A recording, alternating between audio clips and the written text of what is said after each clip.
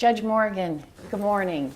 Thank you for inviting us into your home in sunny Florida to talk about your memories with the Dauphin County Bar Association.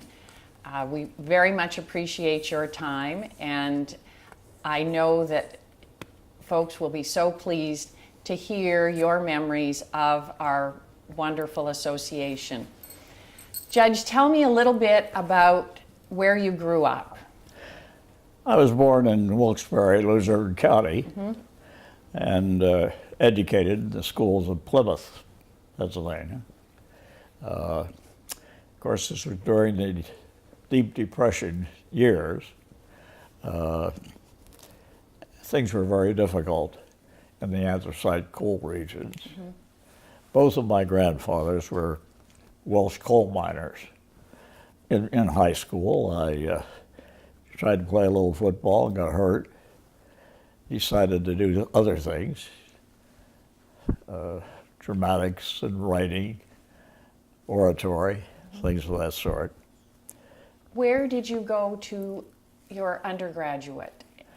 I went to Dickinson College, which is a story itself. I had an English teacher in high school who was also a football coach. And he had obtained a position at Dickinson College in Carlisle to coach and teach. And decided that, along with a couple of other fellows, he would take us to college with him. So I matriculated, of course, in the fall of 41. I had graduated from Plymouth High School in June of 41.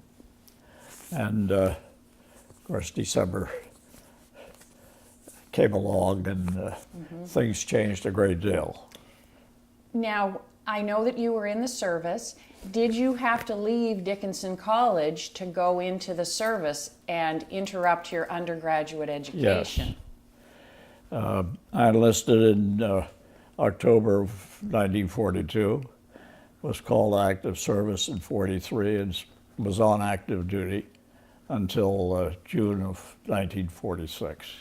And then you returned to Pennsylvania and finished your undergraduate education. I finished my undergraduate work and entered the law school in February of 47. Now, what made you decide to go to law school? I'd never thought about anything else, really. My brother was a physician. I had no interest in the sciences as he had, and law seemed an appropriate direction. And the Dickinson School of Law, such a wonderful campus, a wonderful building, Trickett Hall. I'm sure you enjoyed that experience. I did. Of course, got involved in law school activities, the Res Ipsa Loquitur, which is the name of the yearbook, and other activities there. Judge, talk a little bit about then what you did upon graduation from law school. Well, when I graduated from law school, I had to find a place to go to work. I had decided I would not go back to Luzerne County, and looked around and talked to the dean, Dean Hitchler, and he recommended me to a law firm in Harrisburg. The name of the law firm was Shelley and Reynolds. The senior partner was Carl Shelley, was then the DA in Dauphin County. Jim Reynolds was his partner, and Bill Lipset, who later became a judge, was an associate.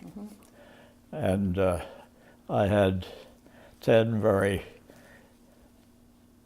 happy and productive years with that law firm. What kind of law did you practice? General practice.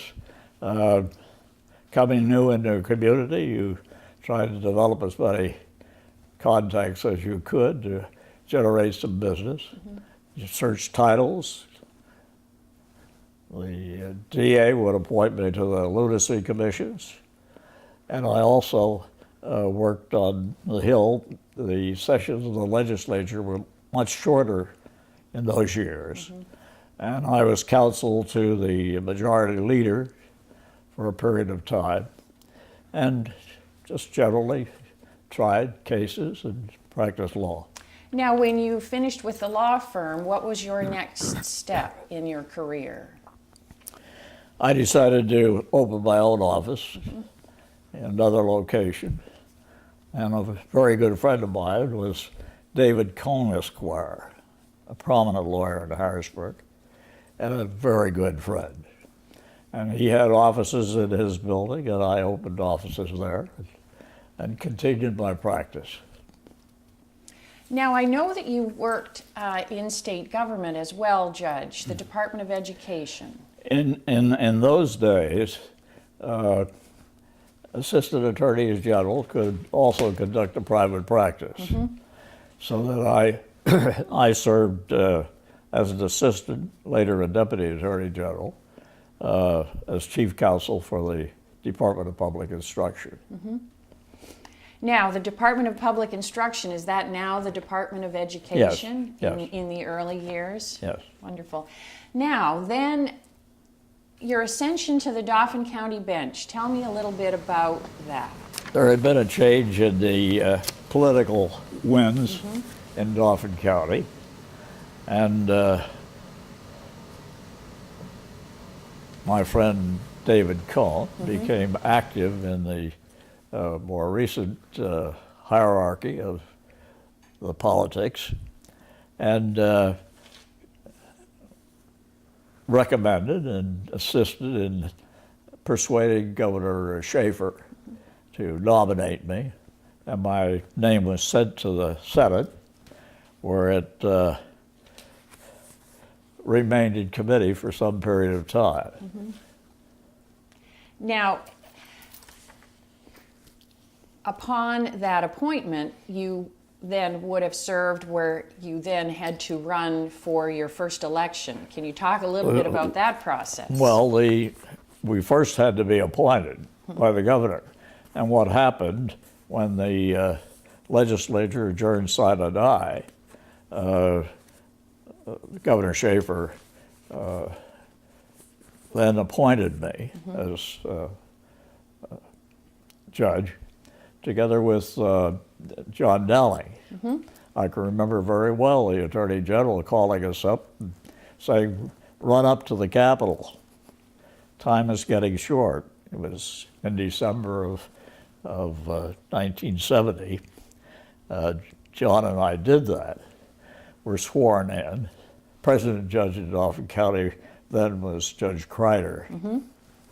But of course, what happened was that the Schaap administration immediately opposed our nominations, contending that the legislature had not adjourned sine die and the governor didn't have the authority. That was litigated. The Attorney General's position was vindicated in the Commonwealth Court, went to the Supreme Court, Oh my. where it was a split decision, and the Commonwealth Court opinion prevailed. So that John Dowling and I were able to occupy our chambers in the Dauphin County Courthouse. During that litigation, Judge Kreider did not give us any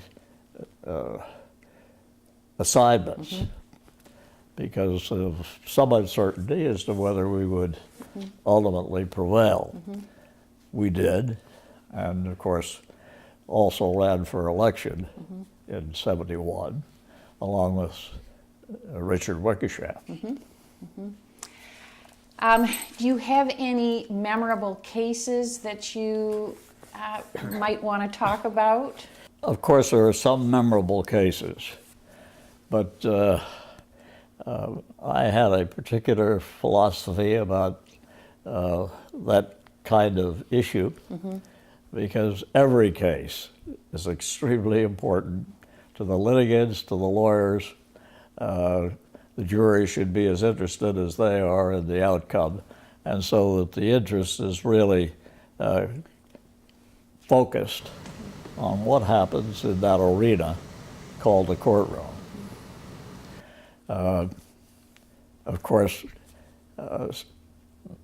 I had probably not less than 10 death cases in which the district attorney was seeking the death penalty, which never was imposed by any jury in any of the cases I had. But the stark horror and drama of those cases established their own memories. And of course, my involvement, I was no longer an active judge, except on retirement. Judge Morrison had asked me to take a case involving the Hershey Chocolate Corporation. I had handled a number of other matters earlier in my career having to do with issues with the trust. I took that case, and of course, it received a lot of publicity. Absolutely. I think many of us still are aware of that case, Judge, and its impact. There has been more recently, some litigation with respect to that, and people still reference your opinion. Judge, talk a little bit about the round table. Well, the round table originally consisted of the judges of Dauphin County and a number of very prominent Harrisburg residents. And they met regularly at the Penn Harris Hotel. And it was rather interesting that until the litigation confirmed that Judge Dowling and I would ultimately sit on the Dauphin County bench, we were not invited to attend the meetings of the round table. Once a favorable opinion came down, and it appeared that we would indeed have chambers in the courthouse, we were invited to the round table. And it was ultimately, it consisted more of the judges, including the federal judges, as it still does today. And it was just a very companionable group that met regularly to chat and discuss current issues. Judge, any advice that you have for young lawyers today? Law school and publications of the Pennsylvania Bar Association are very comprehensive as to what's expected of them in almost all aspects of their practice.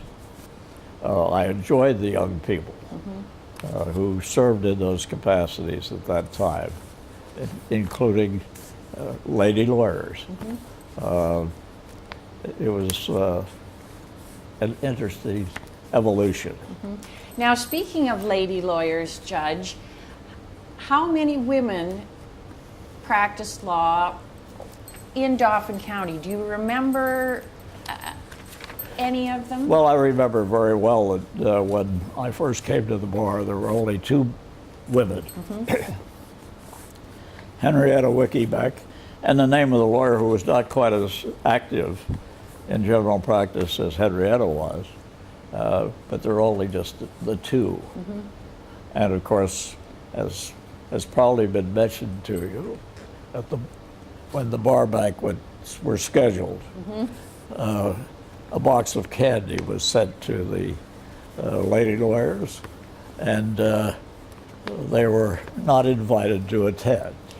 Charlie Stone and Len Tintner both told me that story. Right. Any particular events that you attended over the years that remain in your memory?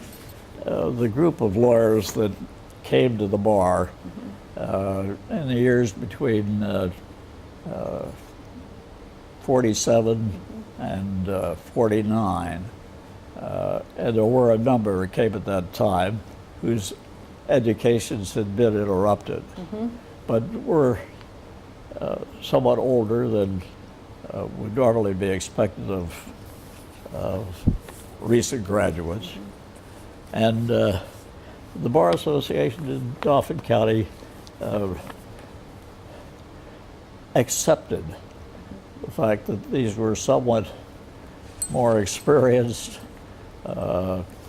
Mature lawyers. lawyers, and of course welcomed us.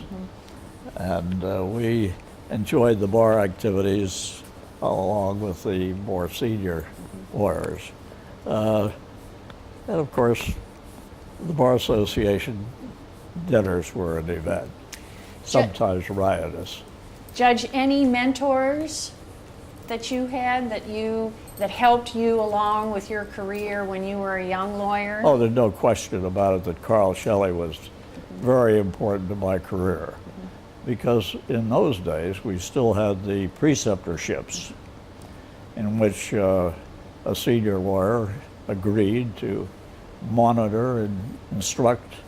It was 2 months before the Bar Association, before the bar exams, and 4 months after the bar exams. What is probably not recalled very well is that at that point in time, when I first came to the bar, we had local bar examiners, whom I remember very well. Bill Schistler and Senator Ernest were their names. And your admission was moved before the local court, before you were taken to the Supreme Court and offered 2 admissions. Of all of the accolades you have received over the years, which one has meant the most to you, Judge? Well, serving on the court of Dauphin, Common Pleas of Dauphin County, and being the president judge for some period of time, and my associations with my colleagues there. Excellent. Very good. Thank you, Judge.